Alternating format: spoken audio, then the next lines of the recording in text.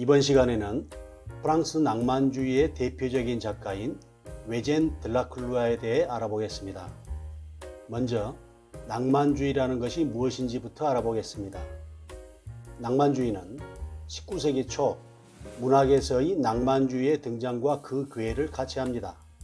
이 낭만주의는 개인의 감정을 과감히 표출하며 각자의 개성을 추구하는 사조를 말합니다. 미술의 영역에서는 제가 이전에 소개해드렸던 자크 루이 다비드로 대별되는 신고전주의가 작품의 기품을 중요시하며 형식의 아름다움을 추구하였다면, 낭만주의는 그 형식미를 부정하고 인간의 감정과 약동하는 생명감을 표현하면서 풍부한 색채를 중요시한 사조입니다. 드라큘라는 1798년 프랑스 명문가 집안의 외교관의 아들로 태어났으나 어렸을 때 양친을 여의자 화가였던 숙부는 10대의 드라큘라를 당시 명성이 있던 신고전주의 화가에게 입문시켜 그림 공부를 시킵니다. 그러나 드라큘라는 그 화가에서 배울 것은 하나도 없을 정도로 실력이 뛰어났으며, 배울 만한 사람은 선배이자 친구인 6살 연상인 제리코라는 작가였습니다. 제리코가 메두사호의 뗏목이라는 작품을 제작할 때 모델이 되어줄 정도로 둘의 우정은 깊었고 서로가 많은 영향을 주고받았죠.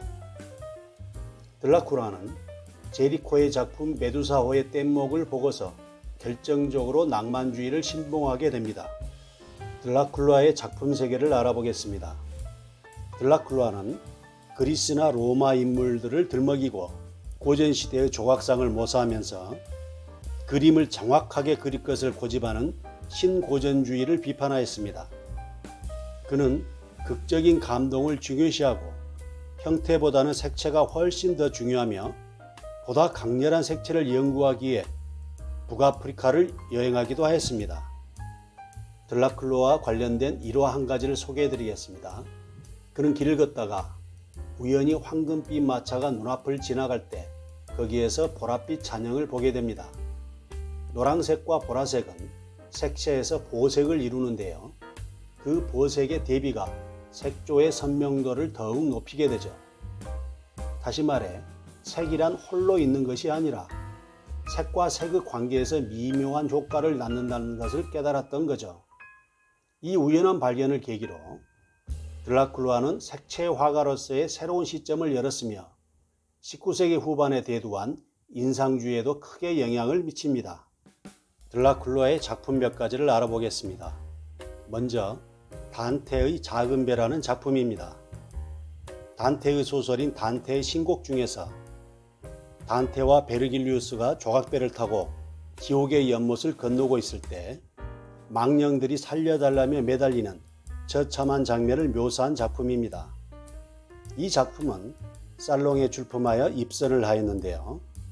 당시에는 신고전주의가 주류를 이루었으나 이 작품의 격렬한 구도와 생동감이 넘치는 색채의 참신성을 인정한 것이라고 할 수 있겠죠.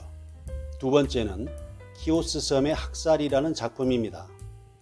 당시 오스만 투르크의 군대가 그리스의 키오스 섬을 습격하여 사륙 방화한 사건에 분노하여 그린 작품입니다. 당시 이 작품은 틀려먹은 대생 또는 그림의 학살이라는 혹평을 받았지만 드라큘라 특유의 힘찬 움직임과 격정적인 표현은 그의 낭만주의 학풍을 더욱 확립시킵니다. 다음은 사르나다팔의 죽음이라는 작품입니다.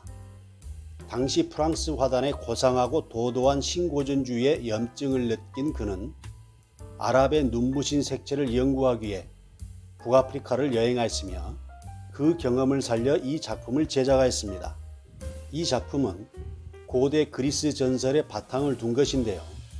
아시리아의 폭군이었던 사르나다팔의 압정에 시달린 국민들이 반란을 일으켜 궁궐을 불태우자 왕은 침실에 누워 자기가 사랑했던 여인들을 차례로 불러들이고는 병사들로 하여금 그들의 가슴을 찔러 죽이게 한 전설의 한 장면을 묘사한 작품입니다.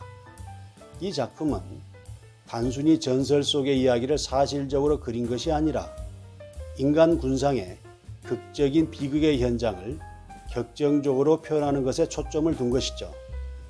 또한 들라쿨라는 당시 음악가였던 쇼팽과 그의 부인인 조르주 쌍도와도 친분이 있어 그들의 초상화를 그리기도 했습니다. 마지막으로 민중을 이끄는 자유의 여신이라는 작품입니다. 프랑스 혁명 당시 부르봉 왕가의 왕정복고를 반대한 시민들이 정부군을 상대로 3일간의 시가전을 벌였던 7월 혁명을 주제로 한 것입니다. 이 작품은 민중봉기의 역사적 의미보다는 격렬한 움직임을 강조하여 인간의 감정을 표현하는 것이 이 작품을 제작한 목적입니다. 프랑스 국기를 힘차게 쳐들고 있는 자유의 여신을 중심 인물로 하여 검은 모자를 쓴 남자의 총과 소년의 왼쪽 팔과 함께 역동적인 삼각형 구도를 형성하고 있습니다. 삼색기의 붉은색과 화면 중앙의 청색 옷이 보색을 구성하여 색채를 보다 강하게 표현하고자 했으며, 화면 오른쪽의 뒤쪽에는 불타는 노트르담 성당을 묘사하고 있습니다. 다음은 들라쿨루아가 형에게 보낸 편지의 일부분입니다.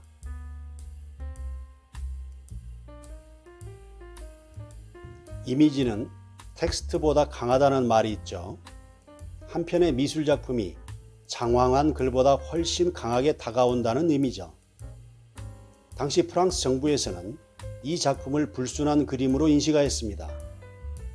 따라서 프랑스 정부가 이 작품을 즉시 사들인 후 35년 동안 일반에 공개하지 않았는데, 이 작품이 국민들에게 너무 큰 자극을 준다고 판단한 것이죠. 들라쿨루아는 오늘날 낭만주의의 대표적인 작가로 자리매김하고 있습니다.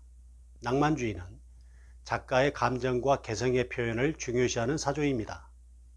선택 없는 곳에 표현도 없다라고 합니다.